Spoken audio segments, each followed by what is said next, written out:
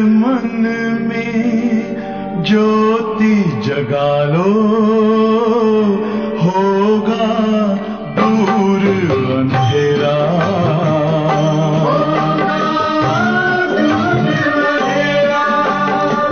शिव का कर लो ध्यान, आ रहा पावन पुण्य सवेरा।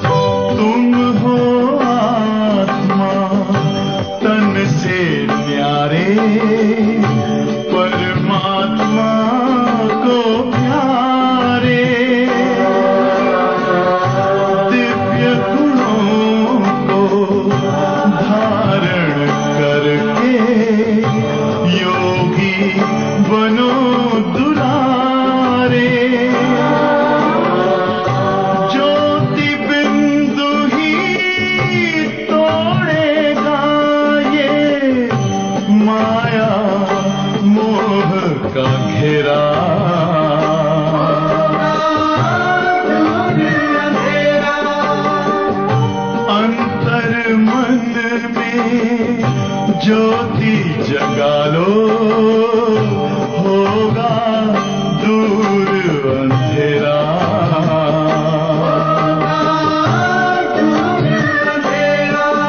ओम शांति, ओम शांति, ओम शांति।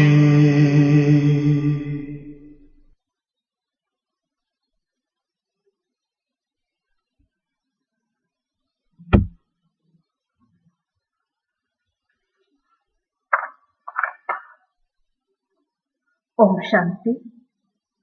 आज बाबा कह रहे हैं, मीठे बच्चे आत्म अभिमानी होकर बैठो, अंदर खोजते रहो मैं आत्मा हूँ। देही अभिमानी बनो, सच्चा चार्ट रखो तो समझदार बनते जाएंगे, बहुत फायदा होगा। आत्म अभिमानी होकर बैठो, अंदर खोजते रहो मैं आत्मा हूँ। देही अभिमानी बनो, सच्चा चार्ट रखो तो समझदार बनते जाएंगे, बहुत फायदा होगा। तो आज बाबा हमें वापस देही अभिमानी अवस्था बनाने के लिए बता रहे हैं। घड़ी घड़ी खोजते रहो मैं आत्मा हूँ, मैं आत्मा हूँ, और सच्चा चार्ट रखो। कितना समय में आत्मा समझकर रहा, दूसरों को आत्मा समझकर देखा, तो उसमें बाबा कहते आपकी समझ भी बढ़ेगी और आपको बहुत फायदा होगा। प्रश्न, बेहद के नाटक को समझने वाले बच्चे किस एक लॉ अर्थात नियम को अच्छी रीति समझते हैं? बेहद के नाटक को समझने वाले बच्चे किस एक लॉ या नियम को अच्छी रीति समझते हैं? उत्तर, यह अविनाशी नाटक है। इसमें हर एक पाठधारी को पाठ बजाने अपने समय पर आना है। यह अविनाशी नाटक है। इसमें हर एक पाठधारी को पाठ बजाने अपने समय पर आना ही है। कोई कहे हम सदा शांति धाम में ही बैठ जाए, तो यह लॉ नहीं है। उसे तो पाठधारी नहीं कहेंगे। ये बेहद की बातें बेहद का बाप तुम्हें सुनाते हैं। यह बेहद की बातें बेहद का बाप ही तुम्हें सुनाते। बाकी के बेहद के नाटक का कौन सा लॉ है कि हर एक पाठधारी के अंदर अपना पाठ नूंदा हुआ है। ये अविनाशी नाटक है और उस पाठधारी को उस समय ही आना पड़ता है। वो ये नहीं कह सकता कि हमें पाठ से ही परे जाना है, सदैव शांति धाम में रहना है। बाकी तो ये लॉ ही नहीं। थोड़े समय के लिए क्यों न हो, बाबा ने कई बार कहा, हाजिरी भरने के लिए क्यों न हो, आत्मा को पाठ प्ले करने के लिए इस साकारी सृष्टि पर आना पड़ता है। ये बेहद की बात है जो बेहद की बाबा हमको सुनाती है। ओम शांति। अपने अपने को आत्मा समझ कर बैठो, देह अभिमान छोड़ कर बैठो। बेहद का बाप बच्चों को समझा रहे हैं। बाबा क्या कह रहे? स्वयं को आत्मा समझ कर बैठो, देह अभिमान को छोड़ कर बैठो। अब समझाया उनको जाता है जो बेसमझ है। आत्मा समझती है कि बाप सच कहते हैं। हम आत्मा बेसमझ बन गई है। हमको रियलाइजेशन हुआ है कि हम सचमुच में बेसमझ थे और बाबा हमको समझ दे रहे हैं। मैं आत्मा अविनाशी हूँ और शरीर विनाशी है। मैं आत्मा अभिमानी छोड़ देह अभिमान में फंस पड़ा हूँ, तो बेसमझ ठहरे ना। बाप कहते हैं सब बच्चे बेसमझ बन पड़े हैं देह अभिमान में आकर। फिर बाप द्वारा देही अभिमानी बनते हो, बिल्कुल समझदार बन जाते हो। कोई तो बन गए हैं, कोई पुरुषार्थ करते रहते। बाबा हमको हर रोज समझ देते, बच्चे स्वयं को आत्मा समझो, आत्मा समझो। तो बाबा कहते कई का यह पाठ बहुत पक्का हो गया है और कोई अभी अभ्यास कर रहे हैं। आधा कल्प लगा है बेसमझ बनने में। इस अंतिम जन्म में फिर समझदार बनना है। द्वापर युग से हम देहाभिमान में आए, बेसमझ बनते गए और इस एक युग में, इस संगम युग में थोड़े समय में हमको समझदार बनना है। आधा कल्प से बेसमझ होते होते 100% बेसमझ बन जाते हैं। देहाभिमान में आकर ड्रामा प्लान अनुसार तुम गिरते ही आए हो। अभी तुमको समझ मिली है, फिर भी पुरुषार्थ बहुत करना है क्योंकि बच्चों में देवी गुण चाहिए। 63 जन्म के संस्कार है, बाकी 100% बेसमझ बन गए हैं, अभी समझदार बनना है। तो बाबा हमको पुरुषार्थ करवा रहे हैं। पुरुषार्थ में वह कहते हैं देही अभिमानी भी बनना है और साथ साथ दैवी गुणों की धारणा भी करनी है। बच्चे जानते हैं हम सर्वगुण संपन्न 16 कला संपूर्ण थे, फिर इस समय निर्गुण बन पड़े। कोई कुछ गुण नहीं रहे हैं, कोई भी गुण नहीं रहा है।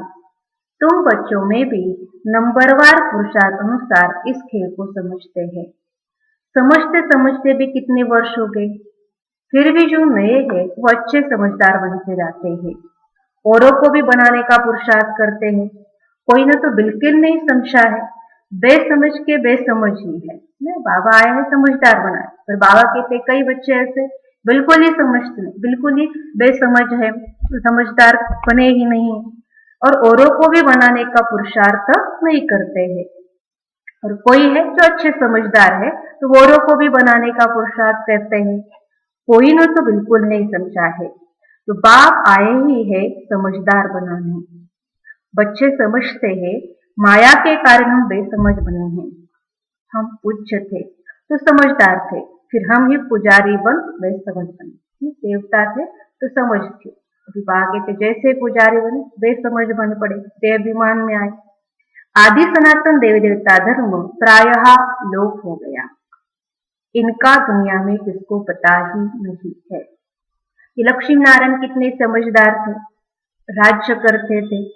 तो बाप कहते हैं ततत्वम, तुम भी अपने लिए ऐसे समझो। ये बहुत बहुत समझने की बातें हैं, तो सिवाय बाप के कोई समझा न सके। ये बातें सिवाय बाप के कोई समझा न सके। अब महसूस होता है बाप ही पूछते ऊंच समझदार से समझदार होगा ना। बाबा के अंदर सब ज्ञान भरा हुआ है, तो बाबा ही श्रेष्ठ से श्रेष्ठ है और सबसे समझदार से समझदार भी है। एक तो ज्ञान का सागर भी है, सर्व का सदगति दाता भी है, पति पावन भी है। एक की महिमा है ना। बाबा ऊंच से ऊंच समझदार से समझदार, ज्ञान का सागर, सदगति दाता, पतित पावन, तो एक की ही महिमा है।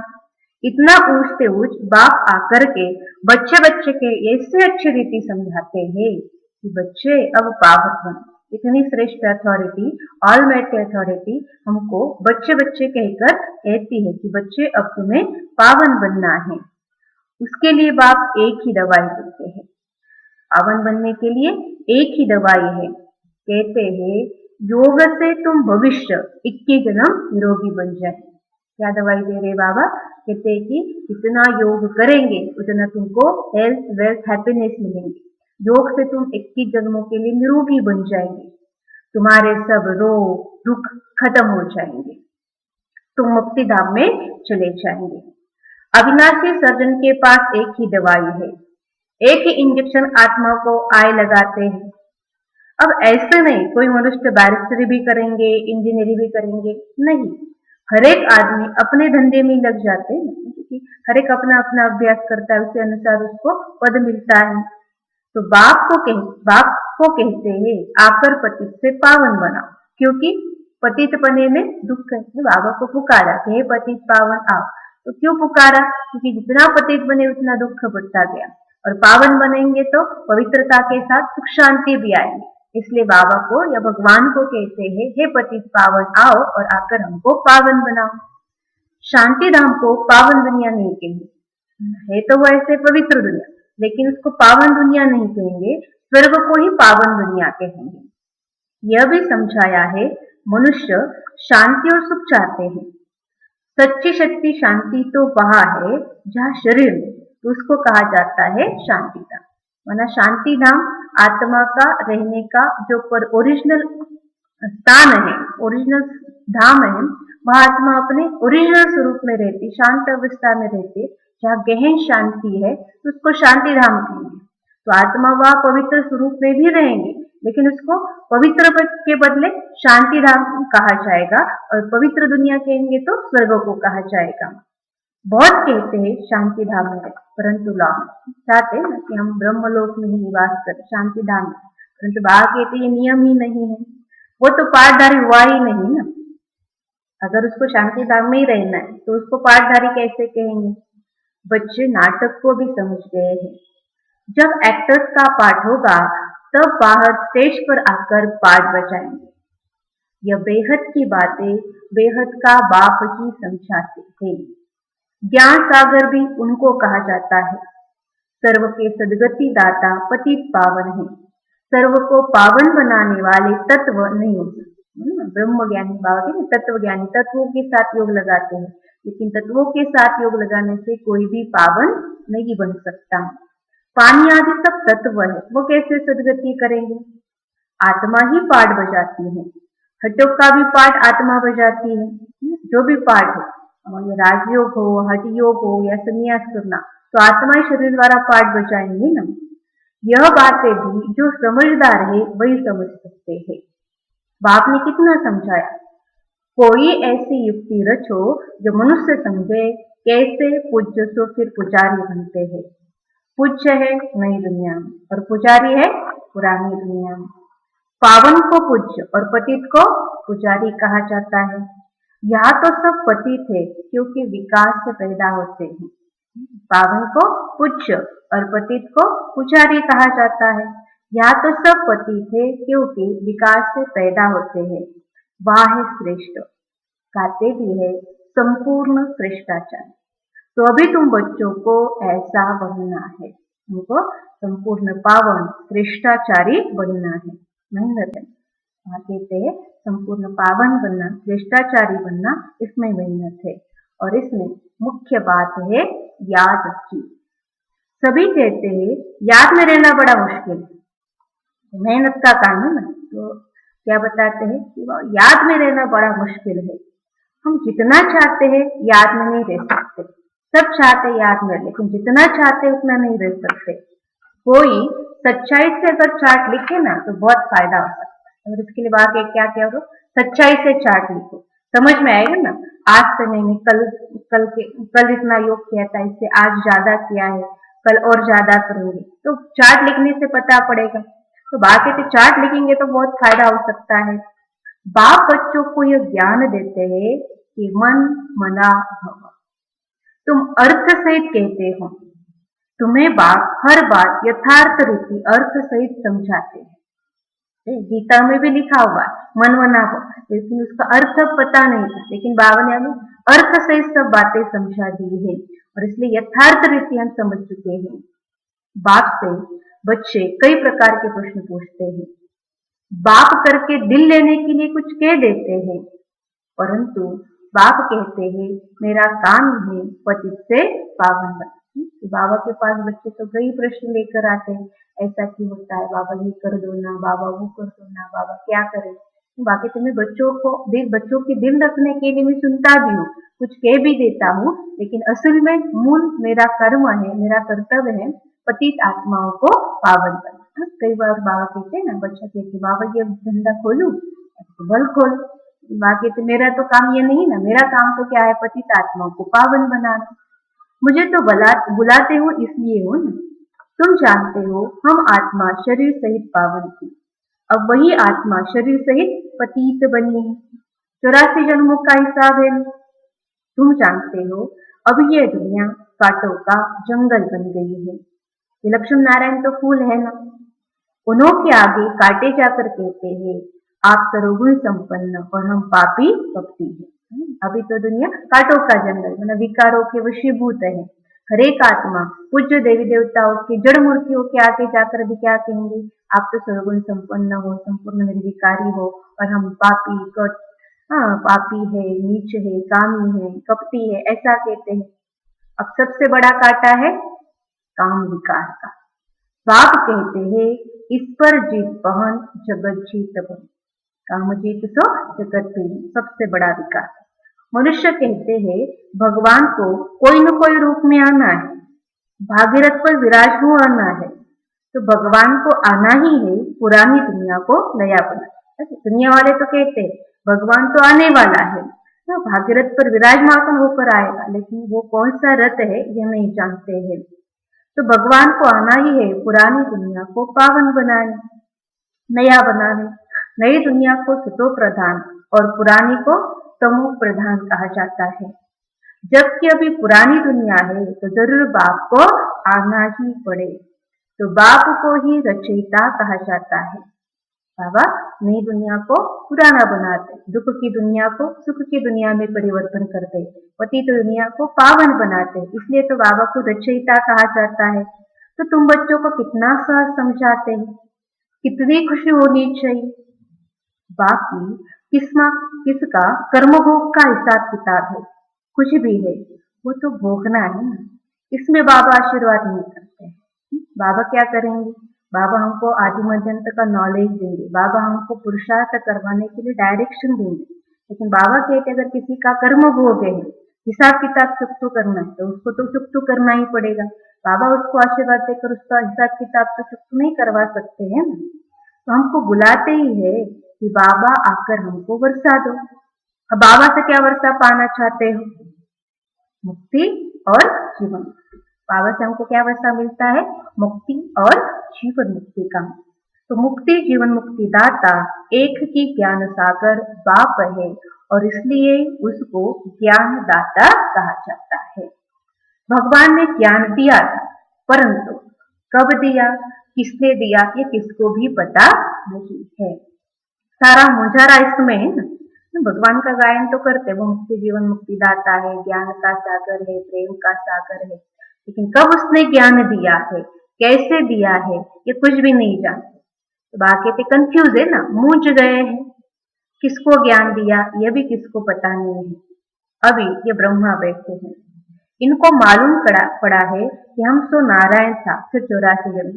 तो ब्रह्मा भी कितना भक्ति करता था, लेकिन उसको भी पहले पता नहीं था नारायण का श्रेष्ठ भक्त था, लेकिन जब बाबा ने ज्ञान दिया तब उनको पता चला कि मैं ही वो आत्मा हूँ जो भविष्य में जाकर नारायण बनूंगा, 84 जन्म भोग कर मैं यहाँ हूँ। तो यह है नंबर 1 में। बाबा बतलाते हैं मेरी तो आंख ही खुल गई। ब्रह्मा बाबा बोलते हैं मेरी तो आंख ही खुल गई।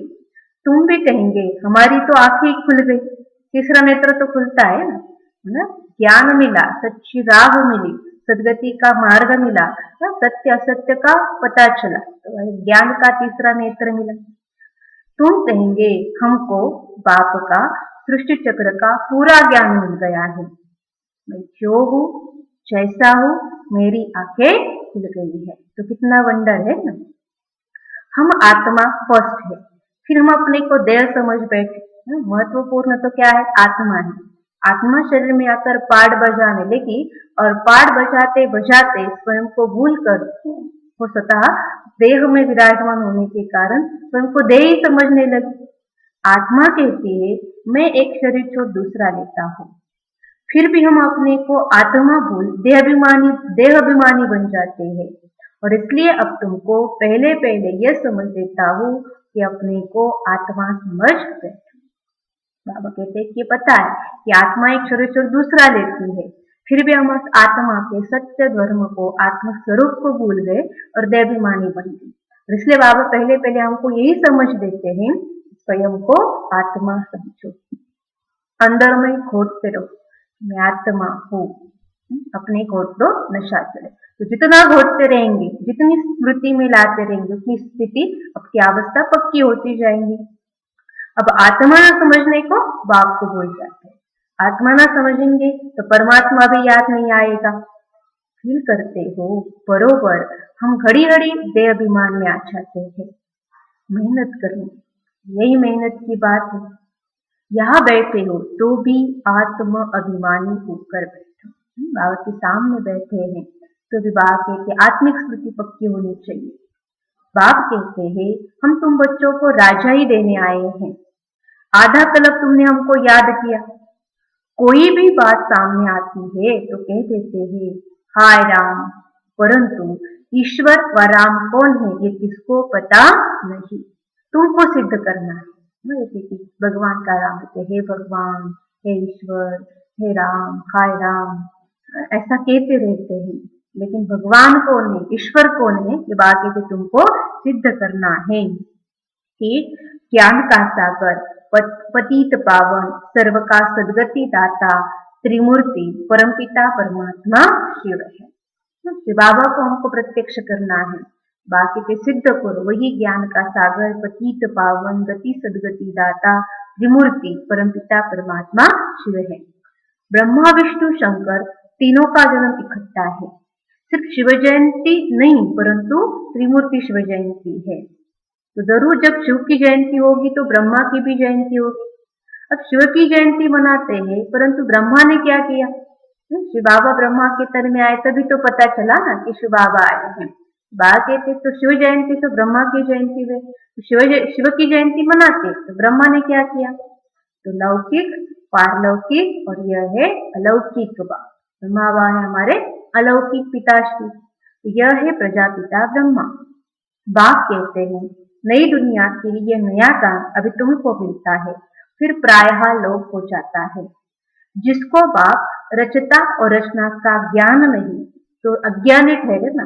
जो अपने पिता को नहीं जानते, उसकी रचना को नहीं जानते, बाबा कहते उसको तो अज्ञानी कहेंगे। अज्ञान नींद में सोए पड़े हैं। ज्ञान से है दिन और भक्ति से है रात। ये ज्ञान माना दिन है और भक्ति माना रात, क्योंकि धक्के खाते रहते हैं। शिवरात्रि का अर्थ भी नहीं जानते हैं और इसलिए उनकी हॉलीडे भी उड़ा दी है। अभी तुम जानते हो बाप आते ही है सबकी ज्योत जगाने। बाबा क्यों आए हैं? हमारी आत्मा रूपी ज्योत को प्रज्वलित करने। तुम ये बत्ती आदि जगाएंगे तो समझेंगे इनका कोई बड़ा दिन है। दिया लगाते हैं, लाइटिंग करते हैं तो समझते हैं कि यहाँ कोई तो फंक्शन है। अब तुम जगाते हो अर्थ से, और बात कहते हम स्थूल लाइट में, लेकिन आत्मरूपी लाइट को जगाने का हम प्रयास कर रहे हैं। अब वो लोग थोड़ी समझेंगे, तुम्हारे भाषण से पूरा समझ नहीं सकते।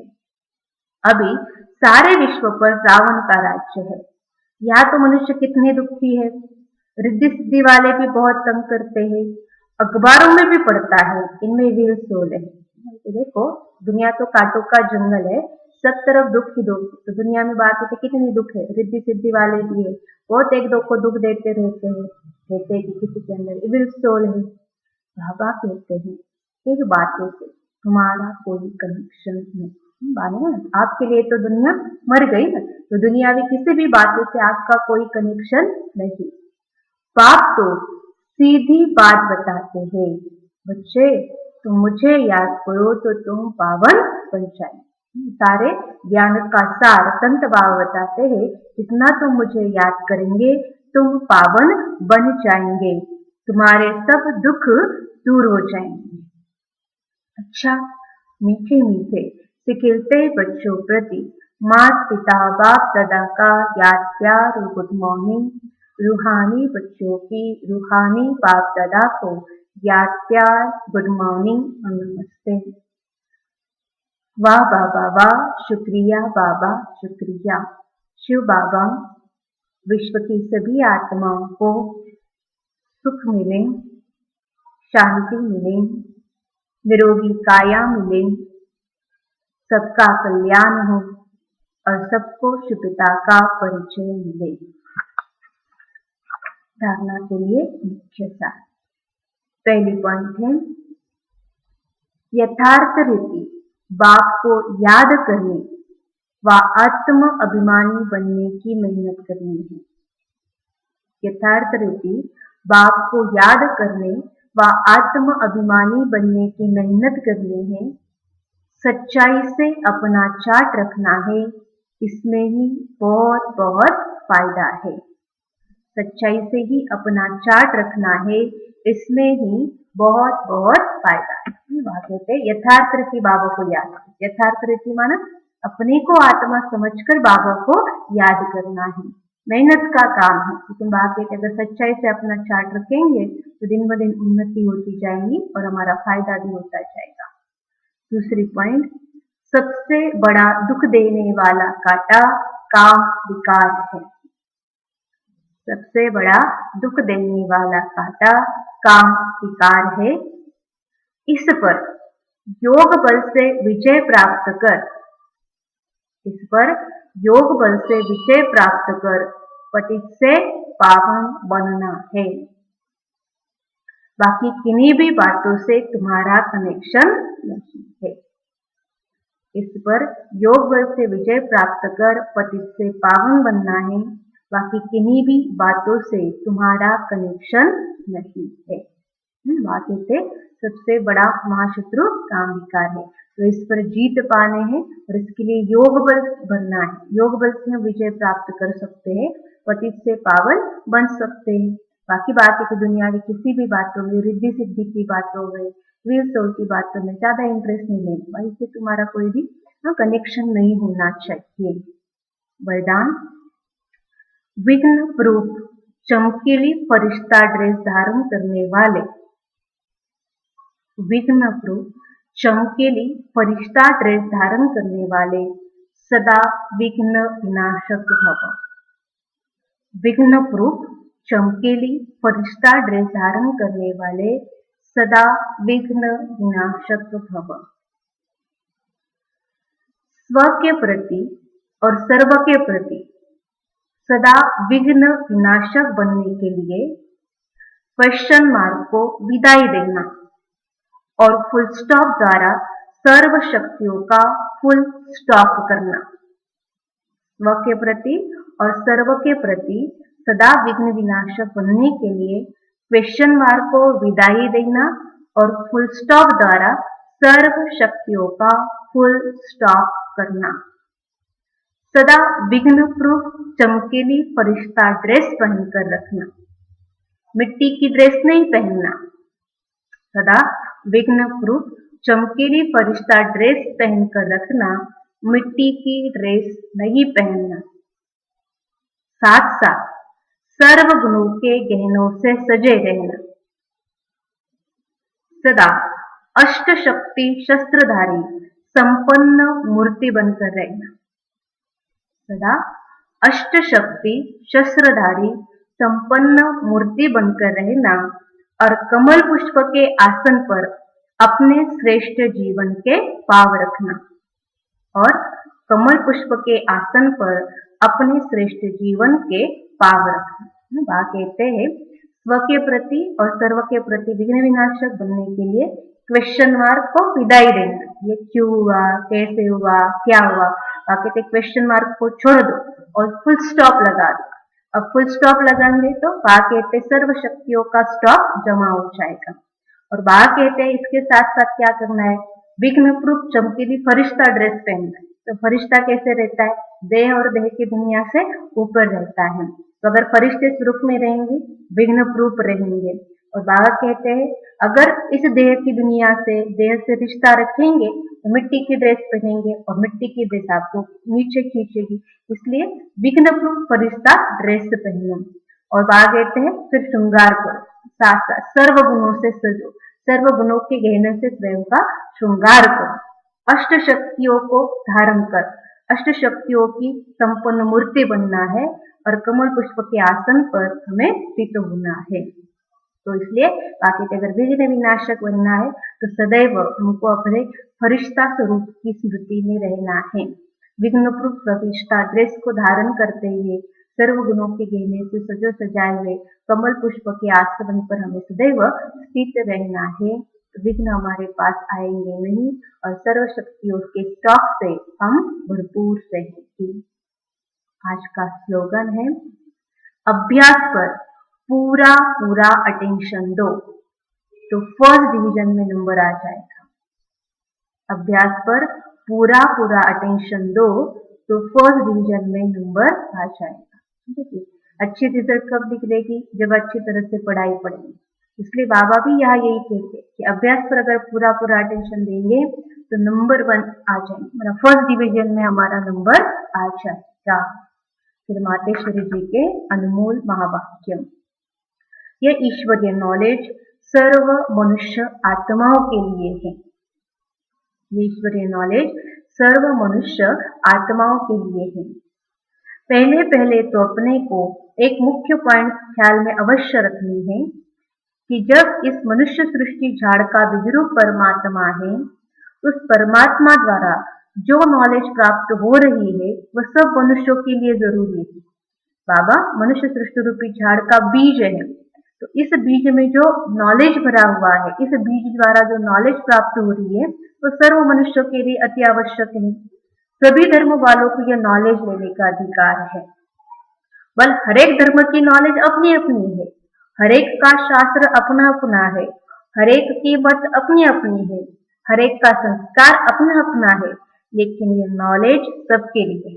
भल बाबा मम्मा कह रहे कि धर्म भिन्न है, धर्म की मान्यताएं भिन्न है, धर्म के शास्त्र भिन्न है, हर एक के संस्कार भिन्न है, लेकिन परमात्मा जो ज्ञान दे रहा है उस ज्ञान पर सब आत्माओं का, सब धर्म की आत्माओं का अधिकार है। भल वो इस ज्ञान को न भी उठा सके, हमारे घराने में भी न आवे, परंतु सबका पिता होने के कारण उनसे योग लगाने से फिर भी पवित्र अवश्य बनेंगे, है ना। और धर्म वाले जो होते हैं वो बहुत कट्टर रहते हैं, तो बाकी से भल मम्मा कह रही है कि भल वो ज्ञान उठा भी न, हमारे देवी घराने में भी नहीं आएंगे, लेकिन वो भगवान से योग लगा रहे हैं और भगवान से योग लगाने से आत्मा पवित्र बनेगी और पवित्र बनते ही वो अपने घर चले जाएंगे। इसी पवित्रता के सागर के हम बच्चे हैं, सब आत्माएं बच्चे हैं। तो पवित्रता के सागर के साथ योग लगाने से आत्मा पवित्र बनेगी और इस पवित्रता के कारण ही अपने ही सेक्शन में पद अवश्य पाएंगे।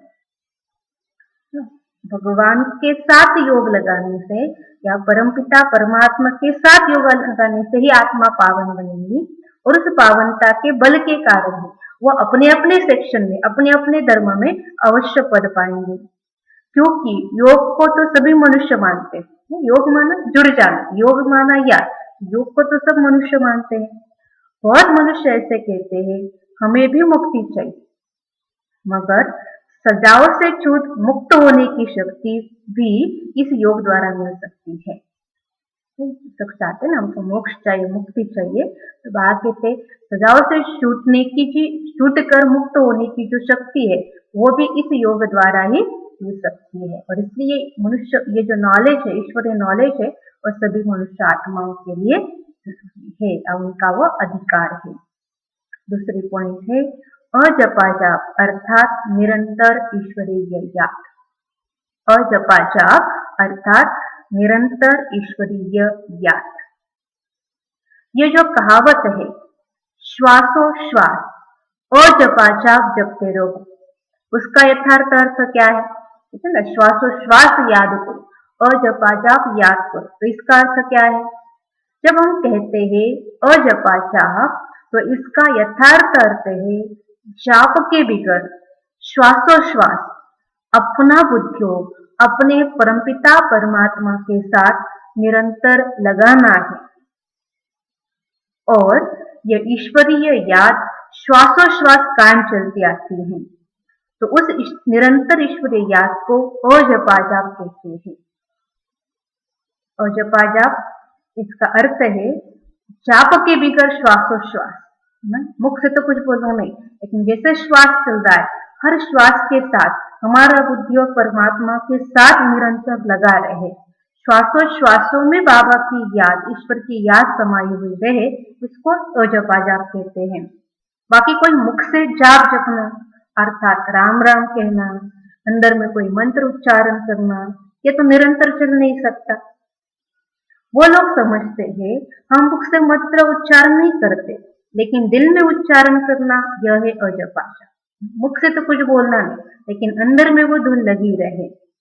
परंतु यह तो सहज एक विचार की बात है कि जहां अपना शब्द ही अजपा जाप है, जिसको जपने की भी जरूरत नहीं है।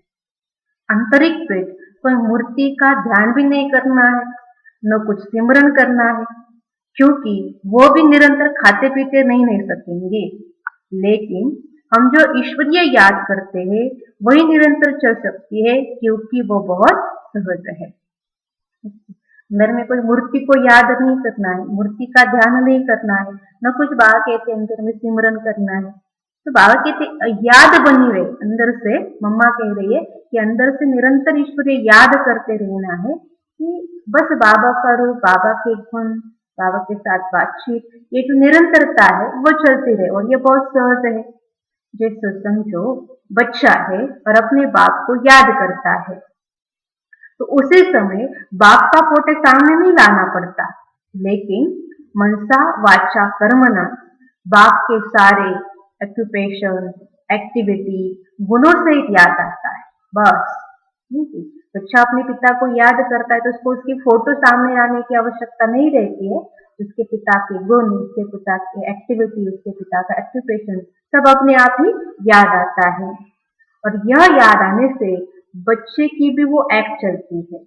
तभी सन शोध फादर करेंगे, जैसा पिता को याद करेंगे, पिता की गुण एक्टिविटी को याद करेंगे, वैसे उस जैसा ही बच्चा बनेगा। तो बच्चे के द्वारा बाबा की प्रत्यक्षता होगी। वैसे अपने को भी और सबकी याद दिल भीतर से मिटाए, वैसे अपने को भी और सबकी याद दिल भीतर से मिटाए। उस एक ही असली पारलौकिक परमपिता परमात्मा की याद में रहना है। इसमें उठते बैठते खाते पीते निरंतर याद में चल सकते हैं और उस याद से ही कर्मातीत बनते हैं। तो उस नेचुरल याद को ही अजपा जाप कहते हैं, क्योंकि हमारा योग सहज राज है। चलते फिरते उठते बैठते खाते पीते हम बाबा को याद करते हैं। कोई मंत्र उच्चारण करेंगे तो ये तो खाना तो नहीं खा सकते अगर मंत्र उच्चारण कर रहे हैं। बाकी तो इसलिए ऐसा कोई अंदर से मुख से मंत्र जपने की बात नहीं, लेकिन ये अंदर ही अंदर दिल की बात है कि बाबा के गुणों को, बाबा की महिमा को याद करना, बाबा की एक्टिविटी को याद करना, सब कार्य करते हुए बाबा की याद करना, यह अजपा जाप है। यही यथार्थ याद है। ऐसे अम्मा कह रही, निरंतर याद माना क्या, श्वासोश्वास याद माना क्या, अजपा जाप याद माना क्या, इसका स्पष्टीकरण मम्मा ने बहुत अच्छी तरह से दिया है। अच्छा, तो आज बाबा ने विशेष हमको फर्स्ट पार्ट जो है वो पक्का करने के लिए कहा, मैं आत्मा हूँ। बाबा कहते यह स्मृति सदैव रहनी चाहिए। और बाबा कहते देही अभिमानी होकर बैठो, जितना हो सके देही अभिमानी होकर बैठो। जितना देह अभिमानी होकर बैठेंगे तो बाबा को याद कर सकेंगे। बाबा कहते हर रोज अपना चार्ट रखो कि हम कितना समय आत्माभिमानी होकर बैठे, और जितना सच्चाई से अपना चार्ट रखेंगे उतना बाबा के आपका ही फायदा है। और बाबा को याद करने के लिए आत्माभिमानी स्थिति भी बहुत आवश्यक है, क्योंकि आत्मा समझेंगे तभी बाबा को याद कर सकेंगे। फिर बाबा ने आज कहा कि हमको सिद्ध करना है, सर्व का सदगति दाता, ज्ञान का सागर, पतित पावन एक ही शिव बाबा है, दूसरा कोई नहीं है। तो बाकी के दुनिया वाले तो बहुत मूंझे हुए, भक्ति में तो बहुत मूंझ है, लेकिन बाबा ने हमको सब बातें क्लियर बताई है। इसलिए हमको बाबा को प्रत्यक्ष करना है। और साथ साथ बाबा ने कहा कि अगर विकारों पर विजय प्राप्त करनी है तो हमको योग बल की ताकत अपने अंदर समानी है।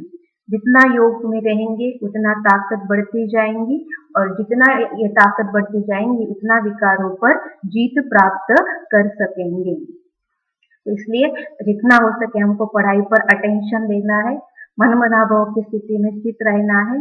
बाबा हमको तो बहुत अच्छी तरह से बहुत सहज रीति से समझाते हैं, लेकिन हमको पता है कि घड़ी घड़ी माया आती है और याद में विघ्न डालती है। लेकिन हमको माया के साथ ज्यादा माया से ज्यादा परास्त नहीं होना है, लेकिन अपने स्वस्थिति के ऊपर बहुत अटेंशन देना है। आत्माभिमानी बनने की मेहनत करनी है जितना हो सके। बाबा कहते हैं औरों को भी समझाना है। आत्मा, मैं आत्मा हूँ, मैं आत्मा हूँ, ये घोटना है, अपनी घोट तो नशा चढ़े। जैसे ब्रह्मा बाबा ने अभ्यास किया ना आत्मिक स्मृति का, वैसे हमें भी घड़ी घड़ी अभ्यास करना है कि मैं आत्मा हूँ, मैं आत्मा हूँ। तो जितना इस अभ्यास में रहेंगे उतना हमारी स्थिति सहज हो जाएंगे और बाबा को याद करना भी सहज हो जाएगा। फिर बाबा ने हमको विघ्न विनाशक बनने के लिए विघ्न प्रूफ ड्रेस, मतलब फरिश्ता ड्रेस पहनने के लिए कहा है। मतलब फरिश्ता ड्रेस है क्या है, सर्व विघ्नों से आपको सदैव सेफ रखेंगे। तो इसलिए जितना हो सके हमको अपने फरिश्ते स्वरूप की स्थिति में स्थित रहना है। कहते हैं क्वेश्चन मार्क को बिताई दे, तो अगर सर्व के प्रति हमको विघ्न विनाशक बनना है तो क्यों क्या के क्वेश्चन सामने आने ही नहीं चाहिए, लेकिन फुल स्टॉप लगा। जो भी हुआ अच्छा हुआ, जो हो रहा है अच्छा हो रहा है, जो बातचीत है अच्छा होगा, फुल स्टॉप लगाओ। जितना फुल स्टॉप लगाएंगे कहते उतना शक्तियों का स्टॉक अपने अंदर जमा करो, और शक्तियों का स्टॉक जमा करेंगे तो औरों को भी दे सकेंगे। तो सिर्फ विघ्न प्रूफ ड्रेस नहीं पहननी है, लेकिन गुणों से सजे सजाए रहना है। गुणे से सजे सजाए रहेंगे तो बाबा कहते हैं कि औरों को भी गुणदान दे सकेंगे, और हमारी स्थिति जो है, हमको जो आसन है वो बाबा कहते कमल पुष्प के आसन पर हमें सदैव स्थित रहना है। फिर मम्मा ने अपने माँ बाप के बोले कि ये जो ईश्वरीय नॉलेज है वह सर्व मनुष्य आत्माओं के लिए आवश्यक है। ये सर्व मनुष्य आत्माओं का अधिकार है। तो कौन से भी धर्म की आत्माओं, कौन से भी संस्कार वाली आत्मा हो, लेकिन सब आत्माओं के लिए ज्ञान बहुत आवश्यक है, क्योंकि ये ज्ञान स्वयं परमपिता परमात्मा इस सृष्टि रूपी कल्पवृक्ष का जो बीज रूप है उसके द्वारा प्राप्त हुई है। और अजपा जप माना क्या, ये भी बाबा ने हमको बताया, मम्मा ने हमको बताया कि श्वास याद करना या अजपा जाप याद करना, इसका अर्थ क्या है, यह मम्मा ने हमको बहुत क्लियर तरीके से बताया है। तो मैं भी यही अभ्यास करना है, मैं आत्मा हूँ और आत्मा अभिमानी होकर ही हमको बाबा के सामने बैठना है। अच्छा, शांति।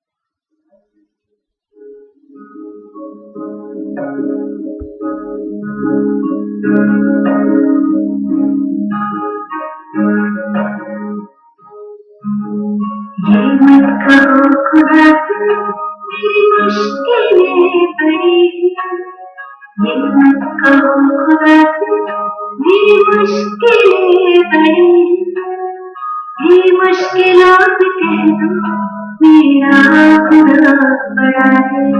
आती है आंधियाँ तो कर उसका खैर मकदम, आती है आंधियाँ तो कर उसका खैर मकदम। तूफान से इनको लड़ने खुदा ने तुझे डराने, ये मत कहो खुदा से मेरी मुश्किलें बड़ी, ये मुश्किलों से कह दो मेरा खुदा बड़ा है, मेरा खुदा बड़ा है, मेरा खुदा बड़ा है।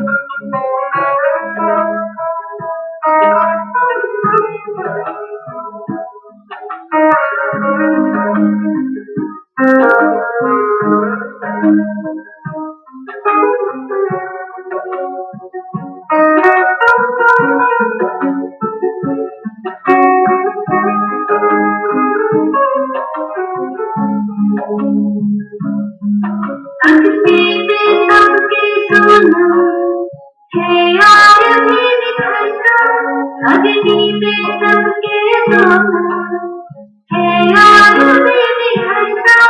दुर्गम को मारने के बोले कोई चढ़ाने, लाएगी रंग में आखिर तुम्हारी किरण, लाएगी रंग में आखिर तुम्हारी किरण।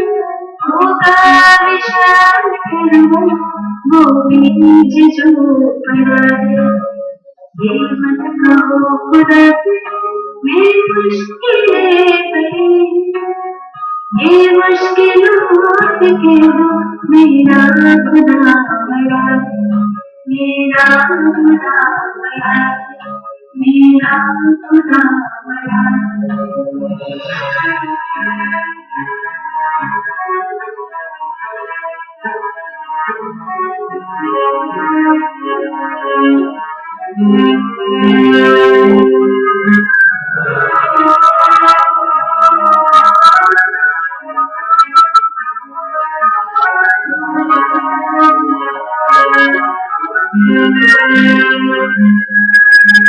वो सर्व शक्तियों से जब साथ है हमारे, वो सर्व शक्तियों से जब साथ है हमारे, हर काम उसके हर हुआ पड़ा है।